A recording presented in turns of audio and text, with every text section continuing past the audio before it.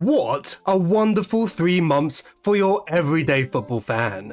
If you don't support Chelsea, I'm sure you have enjoyed the memes, the performances, and for me personally, the prospect of Brentford finishing above Chelsea by the time the season ends.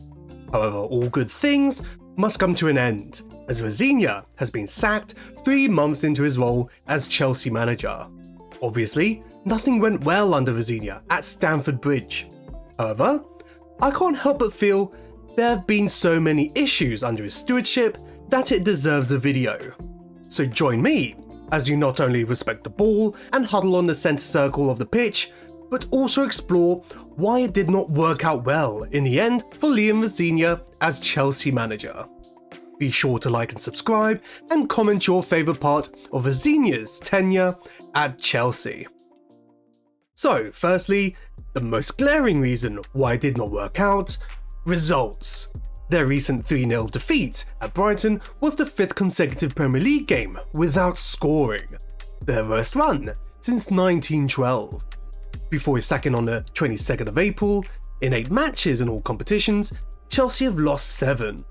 At this point in writing, Chelsea are 7th, 2 points behind Brighton and tied with Brentford and Bournemouth with 4 games to go. Out of 23 games Rosenior managed with the Blues, he would win only 11 and lose 10 of them. That gives him a lower win percentage than other Chelsea managers such as Rafa Benitez, Roberto Di Matteo and Avram Grant. Sure, statistically, he is not the worst Chelsea manager ever. I mean, Graham Potter won 12 of his 31 games in charge. However, there could not have been a more glaring example of someone completely out of their depth in a dugout than Rosenior. The only close comparison is Gary Neville at Valencia. It would be one thing if results just dipped. After all, you could not find a manager from around the world who hasn't experienced that with their team. It's another when they completely collapse, and not in a subtle way, in a historically bad way. 100 years since Chelsea were this bad in front of goal. Rosenior did not start badly, considering there were early signs of stability and even optimism, winning 4 Premier League games in a row, scoring 11 goals. However, that form would be temporary as Chelsea would then only find 1 win in 10 games.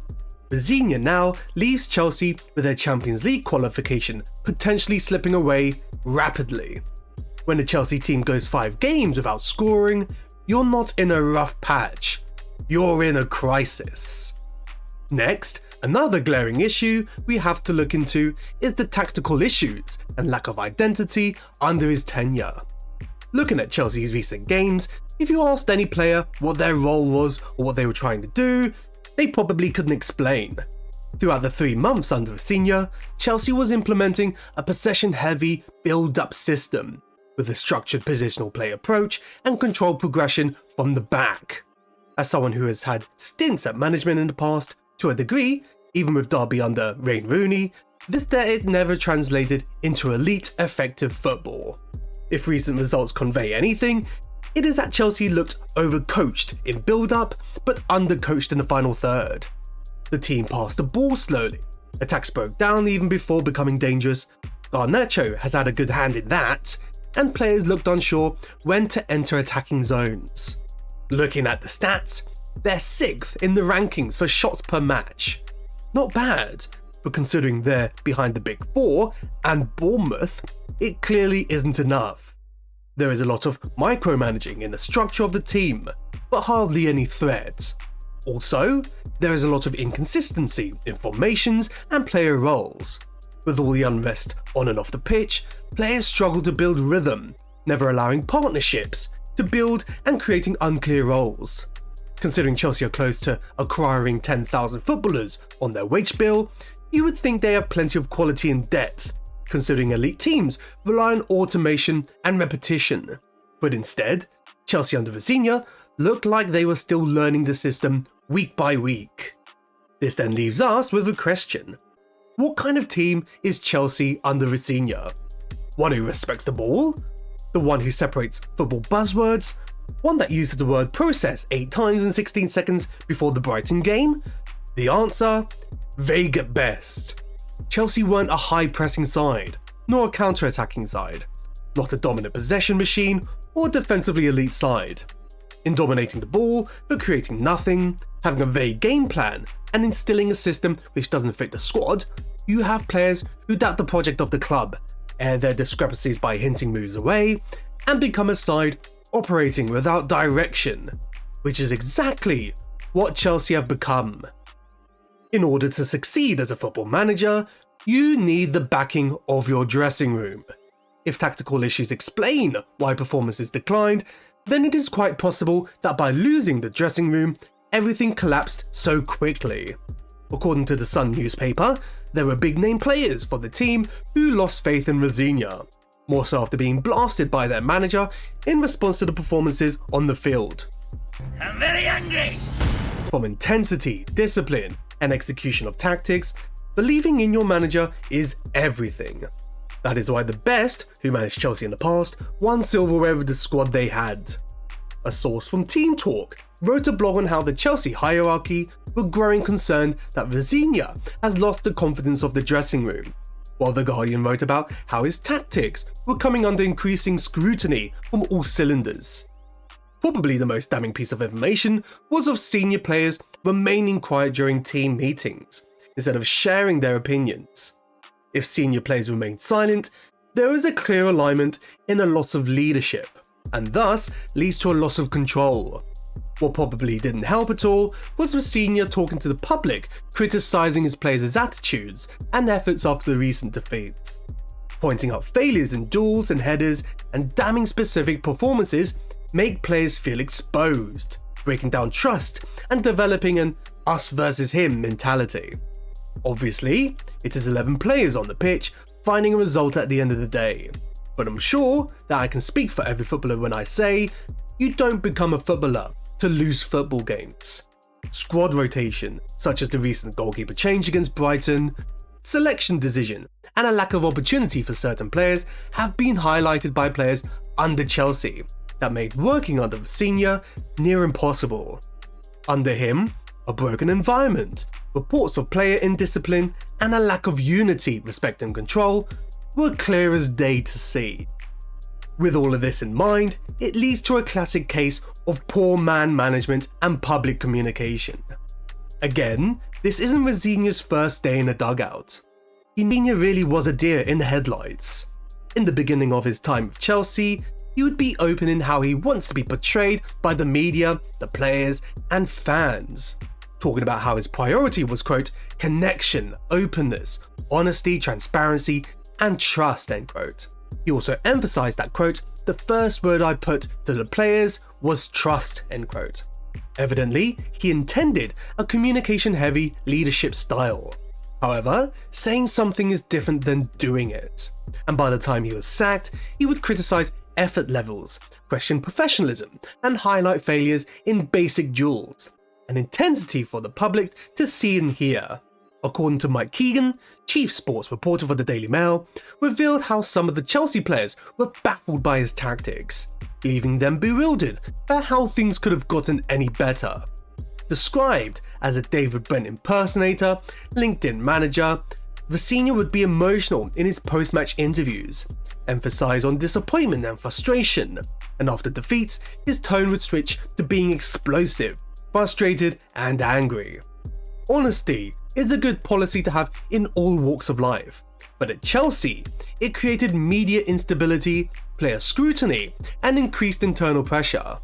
At first, Rosenior's honesty was seen as refreshing, but under pressure, it started to sound like confusion and frustration. And lastly, it's important to talk about Chelsea's ruthless environment.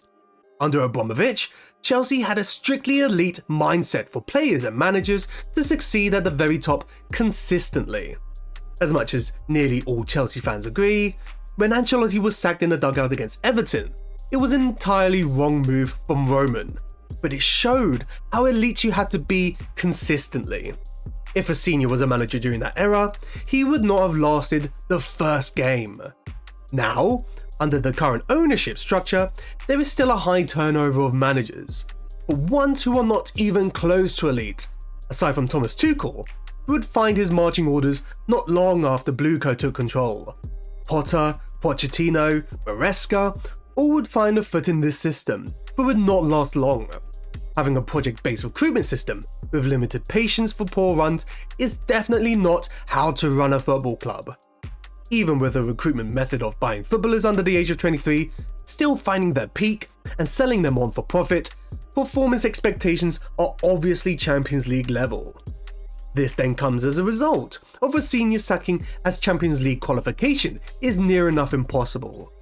Now, Chelsea have created an environment of perceiving goal droughts, poor performances against mid-table opposition, and multiple defeats in a short span as a sign of serious instability. It's one thing that Rosenior's Chelsea are going through a run of league defeats without scoring, but it is obviously a symptom of structural failure at the club. A fish rots from the head down. So, where does that leave both parties? After costing Chelsea £174,000 per game, £364,000 per win, and a break clause in his 6.5-year £24 million contract, Rosenior doesn't necessarily need to manage again. Get it? Man, age. Oh, brother, this guy stinks! As for Chelsea, it is another indictment to the board who have turned Chelsea into a shadow of their former selves. Don't get me wrong, looking back at the Abramovich era, it is now tainted with the sneaky additional fees to players and agents, and Abramovich having close ties to the Kremlin. But now, Chelsea have become a manager merry-go-round.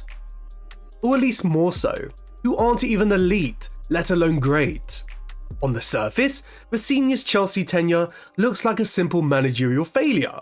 A short spell, poor results, and an early dismissal. What some fans may misinterpret, however, is that Rosenior is less the exception and more the pattern. Chelsea in recent years have operated in a cycle where managers arrive with a project in mind, but very quickly become judged almost entirely on short-term output. In that environment, even tactical ideas with long-term logic collapse under immediate pressure when results don't follow. Rosenior was dealt a bad hand as soon as he entered the building. Fans call for him to be booed before he even started, and as much as that is a statement call, it does nothing to help the team you support on the pitch. However fans want to set up the picture. Rosenior chose to walk into a structure where instability is already built in the system, and that's where the deeper issue lies. While managerial performance is always part of the equation, Chelsea's broader challenge has been consistency of direction at board level. Recruitment strategy, squad construction, and managerial alignment have not always moved in sync. The result is a squad assembled at significant cost, but without a clearly stable footballing identity to support it. That's why this isn't just a story about one manager failing, it's instead about how quickly a manager can become the face of deeper structural problems inside a club. Liam Rosenior is not the worst Chelsea manager ever, as much as he has been portrayed as such. He isn't even the worst Premier League manager ever. It wasn't long ago Russell Martin was a part of the Premier League, mind you. But until Chelsea change the way they operate, more so when they buy talent and hire managers, the question in everybody's minds won't be, why did this manager fail? It would instead be, why does every manager eventually end up in the same position? So thank you very much if you've made it this far. Be sure to comment your thoughts and feelings on the current position of Chelsea. Like, comment, subscribe, and as always, I will see you soon.